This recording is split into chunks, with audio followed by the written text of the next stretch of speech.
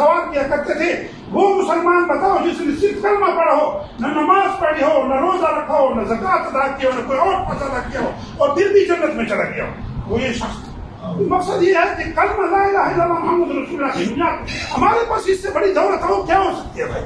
کچھ بھی نہیں. خدا کی قسم فرمایا سارے کل قیامت کے دن ایسا ہوگا، سارے گناہوں کو ایک پڑھنے میں رکھ دیا جائے گا، صرف لا الہ الا اللہ کے پرچے کو دوسرے پڑھنے میں رکھ کے. یہ تبلیغ والے حضرات ہمیں بتاتے رہتے ہیں یہ جو پرچہ لا الہ الا اللہ والا ہوگا یہ سارے گناہوں کے مقابلے میں جو جھکا ہوا ہوگا یہ اوپر یہ جو ہے نا نیچے آ جائے گا، گناہوں کا پر اوپر چڑھ جائے گا.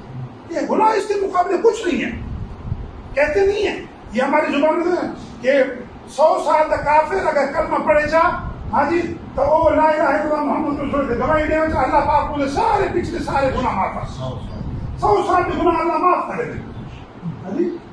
یہ سارے گالیاں ہیں. میں تو بڑا لمبا تھی گیا. یہ خطیب کی عادت ہونے میں خطیب ہوتی اتنا بارہ میں کچھ یہاں گا رہے کچھ یہ گھڑے میرے جا کر میں تو بھائی رضا نے میرے زبان کو کشی نہیں کہ ویسی اللہ معاف کرے سارے تو پانی نہ پھر ہونے. بہرحال دعا کرو اللہ رب کریم اپنا عام قبول کرے، اللہ خیر سے زندگی برکت دے. اللہ پاک انادہ سایہ تادے اصل کرم باتیں رکھے. سر سرپرست سنتاری حبیب الرحمان سے اللہ علیہ کو رحمت کرے. قاضی مجاہد شہید رحمۃ اللہ علیہ، قاضی خاتم محمد رحمۃ اللہ علیہ، ان لوگوں کے درجات پر اللہ بلند کر کے اللہ جل نصیب کرے.